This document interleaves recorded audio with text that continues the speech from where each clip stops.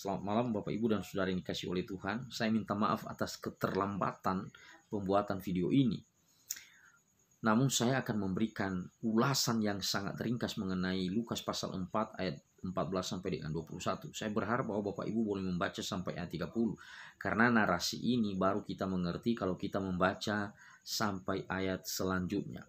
Jadi jangan berhenti di ayat 21. Nah, yang pertama, kita tahu bahwa Lukas dalam memberikan laporannya, dia sangat rapi, dia sangat telaten, dan dia sangat konsisten memunculkan isu tentang kemanusiaan Yesus. Ya, dari awal ketika dia memulai Injilnya ini, di pasal-pasal awal dia menunjukkan kepada kita bahwa Yesus ini adalah anak manusia, khususnya ketika proses kelahirannya dari Bunda Maria. Dan demikian pula sebenarnya dalam narasinya kita ini ada nuansa tentang itu, bahwa Yesus ini adalah anak manusia. Misalnya kita baca di dalam ayatnya yang ke-22. Dan semua orang itu membenarkan dia dan mereka heran akan kata-kata yang indah yang diucapkannya. Lalu kata mereka, bukankah ia ini anak Yusuf? Jadi dalam narasinya ini Yusuf menunjukkan kepada kita bahwa Yesus ini adalah anak manusia. Baik itu dari pandangan orang maupun dari pandangan kita juga yang membaca, kita disajikan hal yang seperti itu. Tetapi di sisi yang lain, Lukas juga memberikan perimbangan informasi tentang Yesus adalah anak Allah, ya, atau Allah. Dia juga menunjukkan itu dengan apa yang kita tahu, bahwa narasi ini tidak jauh ditempatkan setelah narasi tentang baptisan Yohanes Pembaptis. Nah, saudara tahu bahwa di momen pembaptisan Yohanes Pembaptis terhadap Yesus ini ada peristiwa turunnya Roh Kudus dalam rupa merpati, dan ada suara dari surga yang berkata bahwa inilah anakku yang kukasihi, kepadanya lah aku berkenan. Dan di tengah rai itu adalah suara dari Bapa dari surga. Ini artinya apa? Ada proklamasi, ada semacam inaugurasi, ada semacam penegasan tentang siapa Yesus. Jadi Lukas memberikan laporan kepada kita yang sangat berimbang, baik itu dia sebagai manusia sejati maupun juga sebagai Allah yang sejati.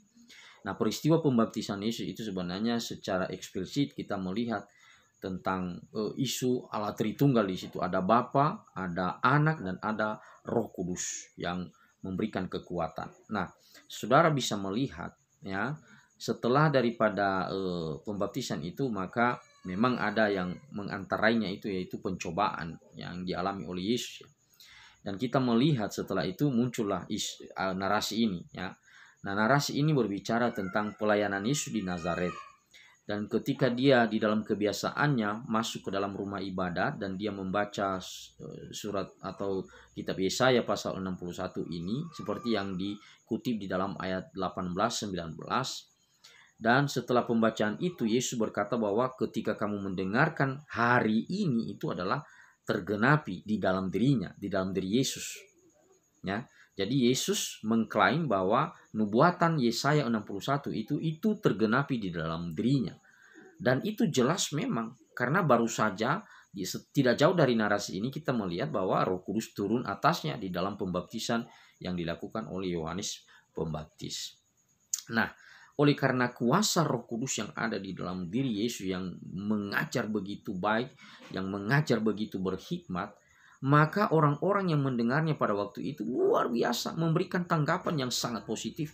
Saudara itu bisa melihat di dalam ayatnya yang ke-22 ketika berbicara di situ, dan semua orang itu membenarkan dia. Sekali lagi, semua orang membenarkan dia. Yang hadir di tempat itu benar.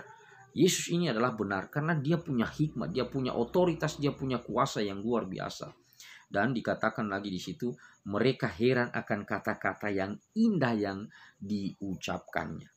Nah, jangan senang dulu dengan pernyataan mereka seperti itu. Muncul satu isu yang mereka pertanyakan di dalam ayat 22 itu ketika mereka berkata, bukankah ia ini anak Yusuf? Jadi memang secara kualitas, secara objektif Yesus ini mereka lihat sebagai seorang yang berhikmat luar biasa dan membenarkan dia. Mereka membenarkan dia loh. Ucapannya itu tentang klaim pemenuhan daripada nubuatan Yesaya 61.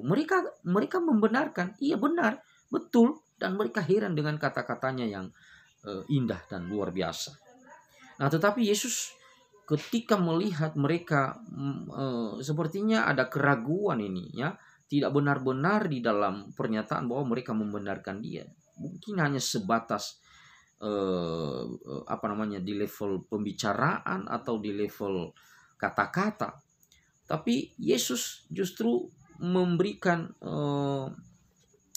semacam koreksi bagi pernyataan mereka di situ, seperti yang dicatat oleh Lukas tentang pembenaran yang mereka lakukan tentang dia. Ya, maka Yesus dalam ayatnya 23, maka berkatalah ia kepada mereka, tentu kamu akan mengatakan pepatah ini, ya, mengenai harapan-harapan, ya, mengenai kalau sesuatu hal yang besar sebenarnya ya mestinya dimulai dari ya rumah sendiri kan, kampung sendiri, ya.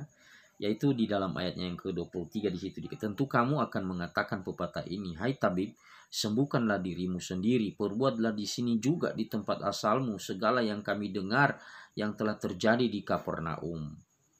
Ya, jadi kemungkinan besar bahwa catatan Lukas ini dia tidak mencatat dalam kronologis yang sangat ketat, ya.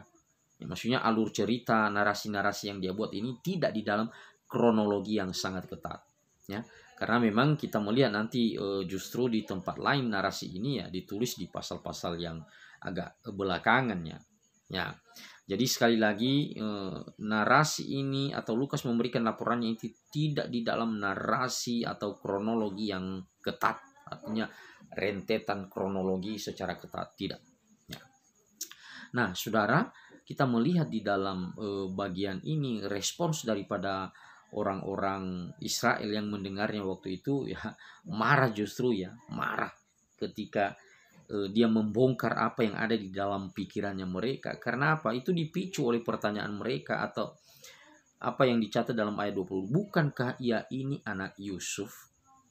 Ya, memang ini pergumulannya bagi seorang hamba Tuhan ya, dimanapun berada ya, setiap hamba Tuhan pergumulannya itu adalah tidak pernah dihargai di kalangan keluarganya sendiri. Ya, puji Tuhan ya, misalnya dalam penempatan para hamba Tuhan di gereja kita, itu biasanya tidak ditempatkan di kampung asalnya atau di gereja asalnya. Itu pasti ditempatkan di tempat lain. Kenapa? Memang kenyataan ini itu Yesus sendiri yang berkata seperti itu. Maka jangan heran saudara kalau misalnya orang-orang yang tidak menghargai saudara sebagai hamba Tuhan, ya itu tidak jauh-jauh, itu dari keluarga sendiri. Yesus yang mengungkapkan begitu. Jangan heran jikalau sekiranya saudara berhadapan dengan itu. Misalnya seorang hamba Tuhan, seorang pendeta, itu di keluarganya itu diolok-olok atau tidak diterima atau bahkan ditolak. Kenapa? Yesus sendiri merasakan itu. Dia berkata seperti itu. Dan saudara harus tahu bahwa di Nazaret, Yesus tidak melakukan mujizat apa-apa loh. Di Nazaret. Kenapa? Karena mereka tidak percaya. Ya, terkait kalimat mereka misalnya di ayat 22 itu, bukankah ia ini anak Yusuf? Jadi dia diremehkan di kampung halamannya, di antara sanak saudaranya itu terjadi peremehan terhadap dirinya.